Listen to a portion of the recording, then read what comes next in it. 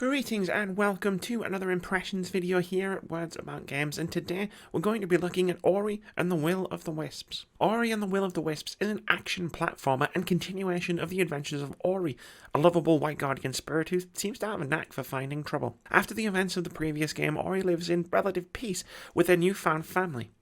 However, when a storm traps Ori anew on a distant island full of danger, Ori needs to embark once again on a perilous journey to find a way home. Ori and the Will of the Wisps is a beautiful game in just about every way possible. Within moments of starting the game, I was struck by its breathtakingly gorgeous world, hauntingly magnificent soundtrack, and how effectively it tells an emotionally charged, engaging story in as few words as possible. And that was just me watching the cutscenes that make up the first 10 minutes or so of this game.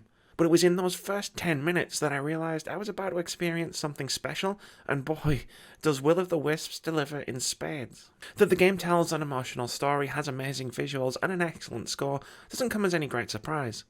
I played Ori and the Blind Forest when it launched 5 years ago.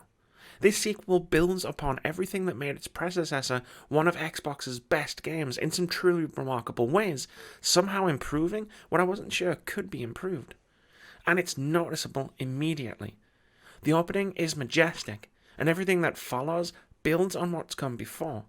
The beauty of the world, the music, and the characters that inhabit it, and the story that's being told all keep hitting new highs as you push forward. Being a Metroidvania, you're probably expecting me to talk about how the intricately connected map continues to open up as you explore and collect new abilities. And it does, brilliantly.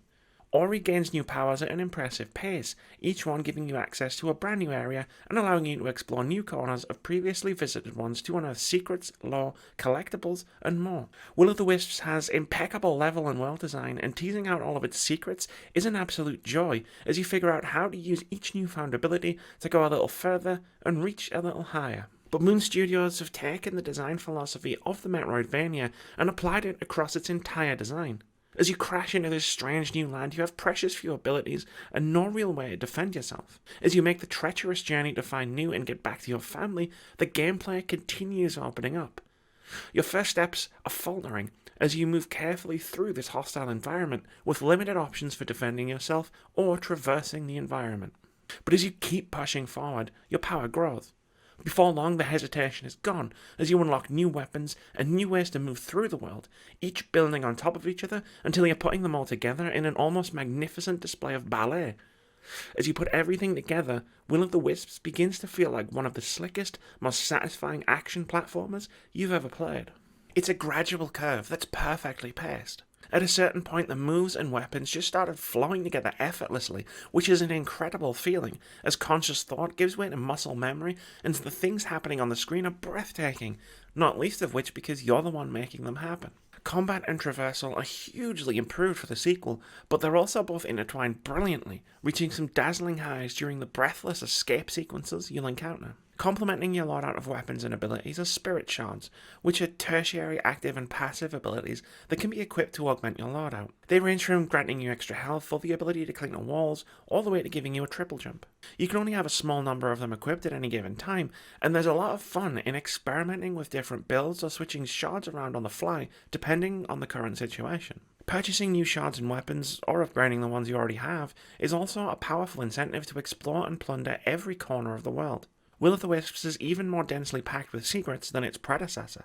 There are health and energy upgrades, spirit orbs, which is the currency to buy shards and upgrade them, spirit trials that see you race across the landscape against the ghosts of other players, combat trials, and even side quests to complete. Everything rewards you with something worth going out of your way for. And even if it didn't, I would have been more than happy to make detours anyway, thanks to how satisfying Ori is to play. Everything is tied together by a village you find early on. It's where the various characters you meet will go, and it's a place you can slowly rebuild, opening itself up for exploration and providing a real home for the creatures who have been without one since their world fell to darkness. It's rare that a game gives you compelling narrative and gameplay reasons to care about a system like this at the same time, but rebuilding the village and completing side quests is worth the time and effort, both for the cool stuff you can get for doing so, and because I actually cared and wanted to help the people I met. Ori and the Will of the Wisps is kind of the perfect sequel. Not that the game is perfect at all, far from it. There are some hellish difficulty spikes you can come across at times, usually during boss fights, which can see the flow of the game broken as you keep trying to beat the same fight multiple times. The game also has some performance issues. The frame rate can chug when there's a lot going on screen, and it can outright freeze for several seconds when it's loading a new area, or sometimes when you've just exited a menu. But the game does exactly what a great sequel should do. It doubles down on everything that made its predecessor such a special game, and refines what didn't work quite so well last time around. The sense of wonder as you explore the beautiful world remains intact, as does the powerfully emotional storytelling and exceptional soundtrack. Will of the Wisps uses this as a foundation to rebuild what didn't quite work so well in Blind Forest. Combat is a huge improvement. Traversing and exploring the world feels joyous, and the new village hub and progression systems intertwine to make this a game you'll be more than happy to explore to death. Ori and the Will of the Wisps is an absolutely tremendous success that I urge you to check out as soon as possible. Thanks very much for watching this video. If you enjoyed it or found it useful, consider sticking around here at Words About Games. Our content includes review impressions of games big and small, a weekly podcast dedicated to discussing the happenings in and around the games industry, weekly opinion videos, reactions, debate-driven top 5 and top 10 lists, a regular Hall of Fame series where we discuss our favourite games, and indie game spotlights. We also stream every Friday and Saturday at twitch.tv/wordsaboutgames. Most importantly, have a brilliant day.